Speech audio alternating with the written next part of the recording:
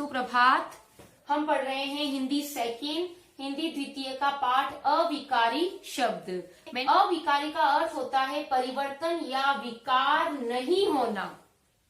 अविकारी शब्द वो होते हैं जिसमें कोई परिवर्तन या विकार नहीं होता, वो एज इट इज रहते हैं।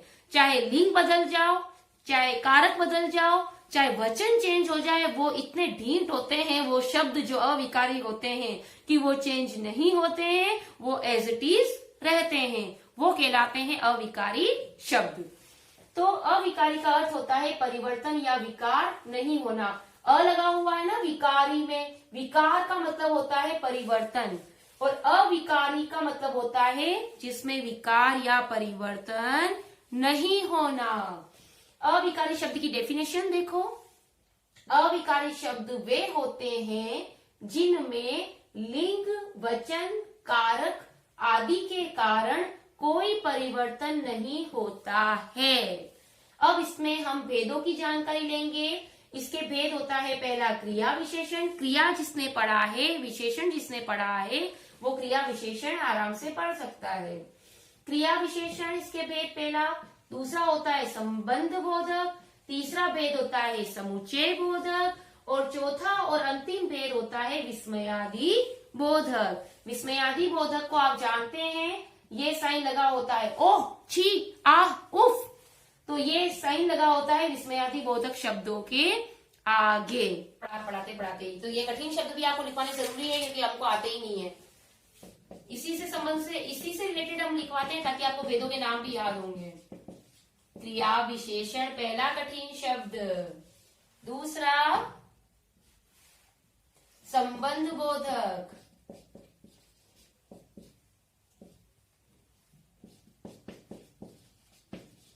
संबंध बोधक। तीसरा समुच्चय। समुच्चय, दो च, एक आधा च, एक पूरा च, समुच्चय बोधक। फोर्थ नंबर कौन सा आएगा इसी का भेद, विस्मयादि। ये हार्ड वर्ड है, देखो विस्मयादि बोधक कैसे बना, विस्मय, विस्मया, आ की मात्रा, दी बोधक, विस्मयादि बोधक, विस्मय देने वाले, आश्चर्य वाले। ठीक है, अगला है आपका, अब कुछ शब्द बता रही हूं मैं, कठिन शब्द कैसे लिखते हैं। आशीर्वाद। आशीर्वाद में व के ऊपर एफ आता है, कैसे लिखते हैं, कई बच्चे ऐसे लिख देते हैं आशीर्वाद को, ये हो गया आशीर्वाद। पहले मैं भी ऐसे लिखती थी, लेकिन आशीर्वाद में व के ऊपर एफ जाता है। ठीक है, अगला है आपका कठिन शब्द रीतिवाचक। ये भी एक भेद है क्रिया विशेषण का। रीतिवाचक शब्द बना रीति से, र में बड़ी की मात्रा, त में छोटी की मात्रा। ध्यान से देखते रहो, यही तैयार हो जाएंगे आपके कठिन शब्द, कभी भूल नहीं करोगे। नेक्स्ट है आपका परिमाण वाचक। ये भी एक भेद है क्रिया विशेषण का। 8 नंबर घृणा, ये कठिन शब्द है। नेक्स्ट है स्वीकृति। कठिन शब्द लग रहा है, स्वीकार जैसे होता है, स्वी व में बड़ी की मात्रा, कृति, क्री, प्री जैसे बनता है, पृथ्वी, र का रूप, ये पदेन, पदेन बोलते हैं जो पैरों में लगते हैं, स्वीकृति, स्वीकृति, टी में छोटी की मात्रा। और अंतिम कठिन शब्द आपका है हर्ष। हर्ष यानी प्रसन्नता, उल्लास। ठीक है, तो ये आपके 10 कठिन शब्द है। अब कैसे देखो, वह, उदाहरण दे रही हूं मैं, वह धीरे धीरे चलता है, लड़की जोर से बोली। ठीक है, और वह कहता है कि कल आना।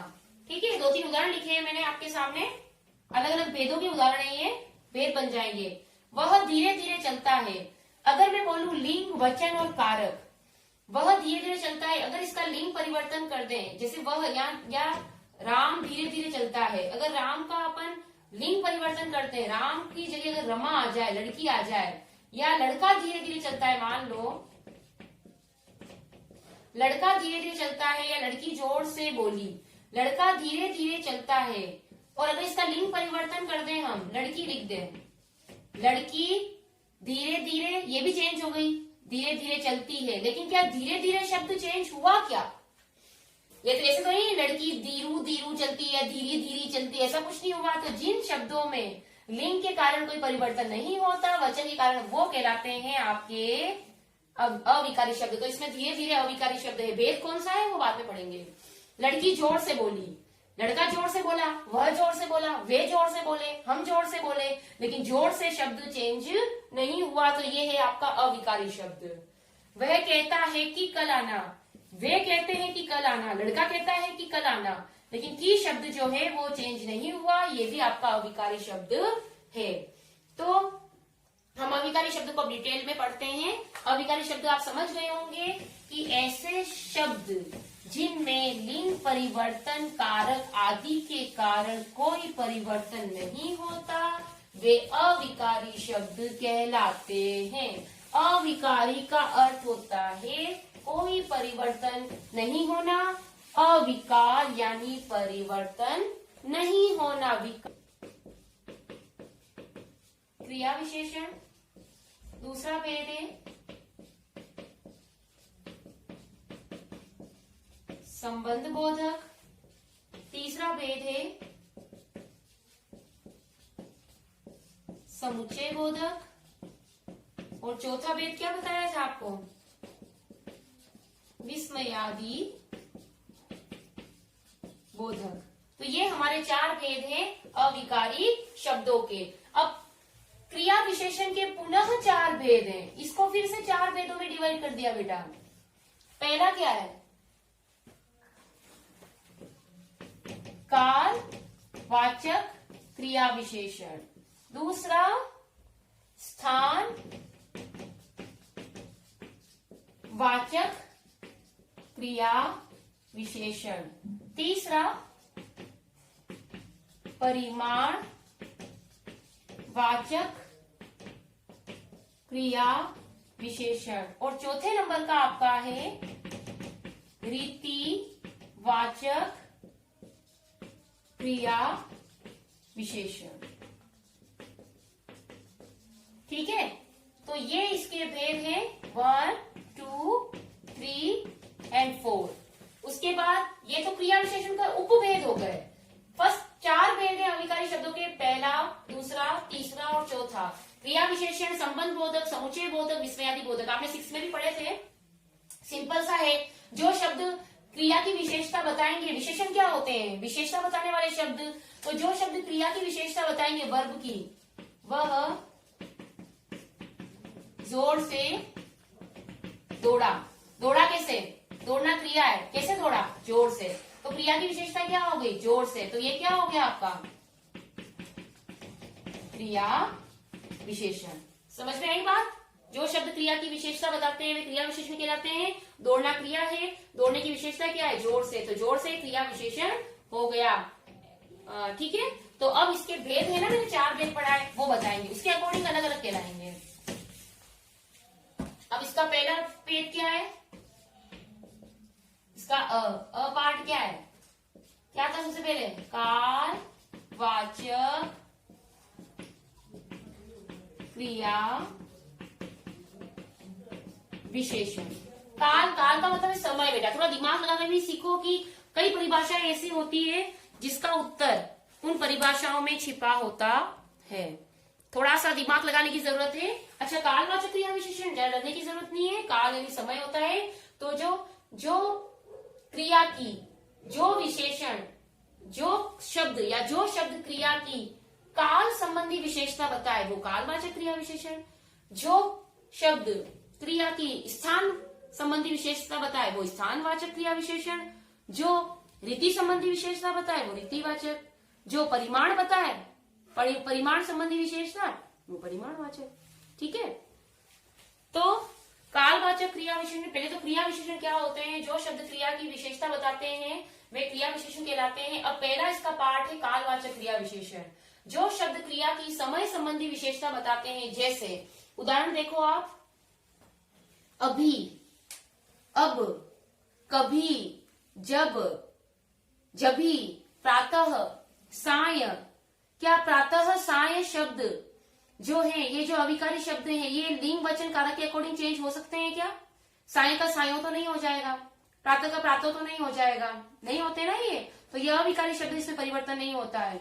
अभी, अभी हुआ यह कार्य, अभी भी क्रिया विशेषण है। अभी समय है ना, कल हुआ था, परसों हुआ था, तो जो समय बताए वो समय इसमें होते हैं, या परसों, कल, फिर, पश्चात, कैसे। अब देखो, वह अभी आया, अभी, वह कल जाएगा, ठीक है, कल, वह कब जाएगा, कब जाएगा, या फिर वह प्रातः जाएगा,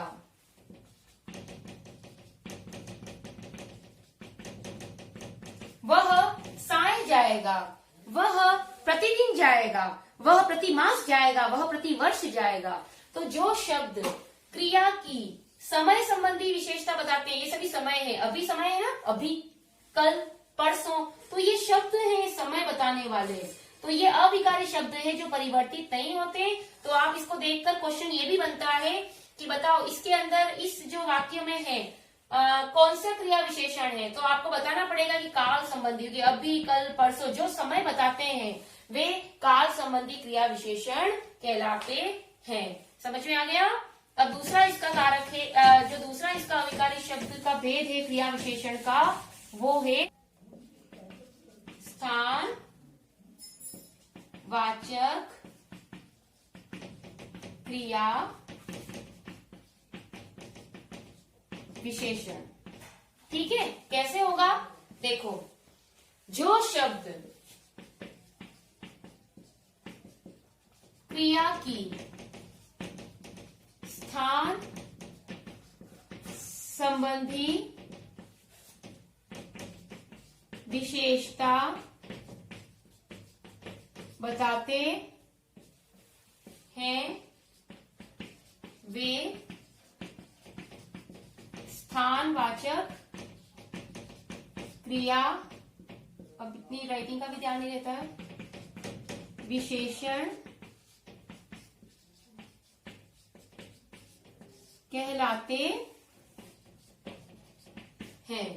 ठीक है, तो जो शब्द क्रिया की स्थान संबंधी विशेषता बताते हैं, स्थान संबंधी विशेषता कैसे, उदाहरण देखो, स्थान, जैसे स्थान आपका आया यहां, वहां, ऊपर, नीचे, ये क्या स्थान के नाम आएगा? जयपुर, अमेरिका, उदयपुर, भीलवाड़ा, स्कूल, नहीं, वो स्थान का नाम नहीं बता, लेकिन ये कुछ शब्द है जो स्थान के बारे में जानकारी देते हैं। मैं यहां खड़ा हूं, मैं वहां खड़ा हूं, वह ऊपर बैठी है, वह नीचे गिर गई है। तो adverb of place is equal to स्थानवाचक क्रिया विशेषण। Adverb of time is equal to कालवाचक क्रिया विशेषण। तो कैसे हुआ, ऊपर, नीचे, यहां, वहां, इधर, चारों ओर, आसपास, दूर, निकट, ये सभी स्थान बता रहे हैं। वह निकट है, वह दूर है, वह ऊपर है, वह नीचे है। तो ये वह निकट खड़ा है, वह दूर चला गया, वह नीचे आ गया। तो ये आपके चलना, गया, आना, ये सभी क्रियाएं है ना, आना, चलना, खड़ा रहना। तो ये क्रिया की स्थान संबंधी विशेषता है कि वह दूर गया, दूर स्थान पे, वह निकट स्थान पे आया, वह ऊपर चला गया। आप बोलो, मम्मी बोलेगी वो कहाँ है, मम्मी छत के ऊपर है ना, तो ऊपर स्थान बताया ना, तो मम्मी फटाफट गई ऊपर। तो स्थान संबंधी, क्रिया की स्थान संबंधी विशेषता बताने वाले शब्द स्थान वाचक क्रिया विशेषण कहलाते हैं। जैसे यहाँ, वहां, जहां, तहां, अंदर, बाहर, ऊपर, नीचे, इधर, उधर और आसपास, दूर, निकट आदि शब्द। ठीक है। परिमाणवाचक, परिमाणवाचक क्रिया विशेषण। ठीक है। परिमाणवाचक क्रिया विशेषण, परिमाण को आपने पढ़ा होगा। विशेषण, परिमाण का अर्थ क्या होता है? नाप तोल। तो जो शब्द, देखो एक ही डेफिनेशन, साइड डेफिनेशन तैयार हो गए। जो शब्द क्रिया की परिमाण या नाप तोल संबंधी विशेषता बताते हैं वे परिमाण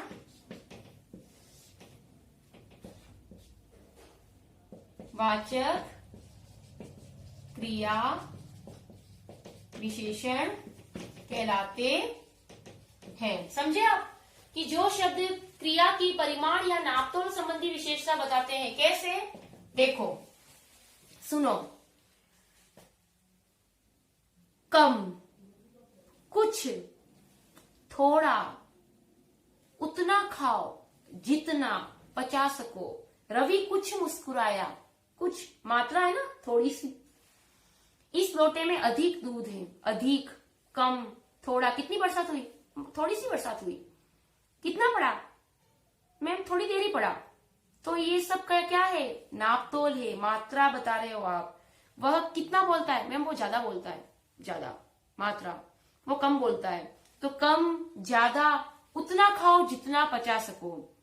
उतना, जितना, उतना लो जितना चाहिए। तो जहां मात्रा संबंधी विशेषता बताए क्रिया की, कैसे? तो इसकी परिमाण क्या है? कम। तो ये परिमाणवाचक हो गया। ठीक है। उतना खाओ जितना पचा सको।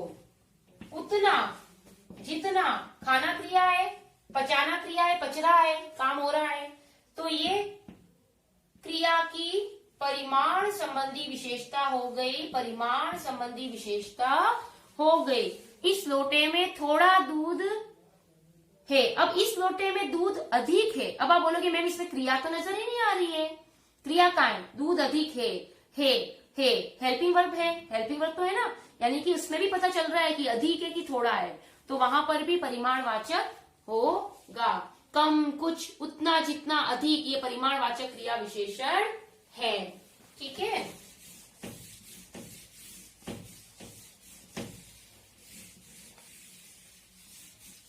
अब आपका नेक्स्ट और लास्ट आता है। नेक्स्ट नहीं, लास्ट है। रीतिवाचक क्रिया विशेषण। ये क्रिया विशेषण का पहला भेद ही चल रहा है अविकारी शब्द का। ये क्रिया विशेषण के भेद चल रहे हैं।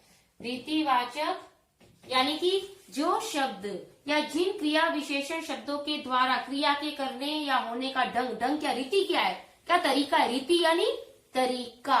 क्या तरीका था उस क्रिया के होने का, अगर वो पता चले तो रीतिवाचक क्रिया विशेषण कहलाते हैं। शॉर्ट में लिख रही हूं। कैसे? उदाहरण देखो, पूछूंगी अभी मैं। धीरे धीरे चलिए, काम करने का ढंग है ना। जोर से मत बोलिए,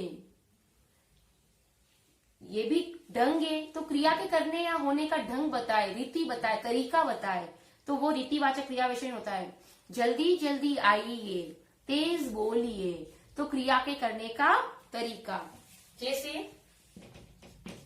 धीरे धीरे चलिए, ये धीरे धीरे चलने की क्या विशेषता है, तरीका क्या है, धीरे धीरे। तेज बोलिए, बोलने का क्या तरीका है? तेज। तो ये रीति या तरीका है धीरे धीरे, तेज, जल्दी। समझ गए आप? रीतिवाचक क्रिया विशेषण कई प्रकार के होते हैं। ठीक है, तो ये था हमारा आज का कार्य।